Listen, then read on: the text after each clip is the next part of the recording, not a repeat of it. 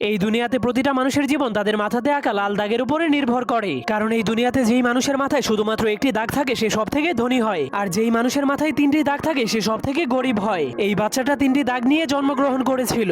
এরপর সে ধীরে ধীরে বড় হওয়ার পর সে দেখতে পায় তাকে শুধু গরিব মানুষের সাথেই থাকতে হয়, আর যাদের মাথায় দুইটি দাগ আছে তাদের গোলামি করতে হয়। এমনকি তাকে দুই দাগওয়ালা মানুষের জন্য সারাদিনই কাজ করতে হয়, যার ফলে দুই দাগওয়ালা মানুষের বাচ্চারা তাকে মারলেও সে কিছুই বলতে পারতো না। এজন্য সে একদিন লুকিয়ে লুকিয়ে তার কপালের একটা দাগকে মুছে ফেলে। এরপর কাউকে কিছু না বলেই লুকিয়ে লুকিয়ে দুই দাগওয়ালা মানুষের রুমের মধ্যে চলে যায়। কিন্তু সে ভিতরে যাওয়ার পর দেখতে পায় সব দুই দাগওয়ালা মানুষের এক দাগওয়ালা মানুষের একদমই চাকরের মতো সেবা করছে, যা দেখার পর সে অনেক অবাক হয়ে যায়। এরপর সে বুদ্ধি খাটিয়ে তার আরেকটা দাগকেও মুছে ফেলে। কিন্তু যখন দুই দাগওয়ালা মানুষেরা দেখতে পায় তার কপালে এক দাগ, তখন তারাও তার সেবা করতে শুরু করে দেয়। তখন সে জীবনের প্রথমবার এত সম্মান পেয়ে অনেক খুশি হয়ে যায়। কিন্তু তখনই হঠাৎ করে উপর থেকে একটা মেশিন চলে আসে। এরপর সকল এক দাগওয়ালা মানুষদেরকে টেনে টেনে উপরে নিয়ে যায়। এরপর সেই মেশিন তাদের মাংসগুলোকে কেটে কেটে তিন দাগওয়ালা মানুষদেরকে খাওয়ার জন্য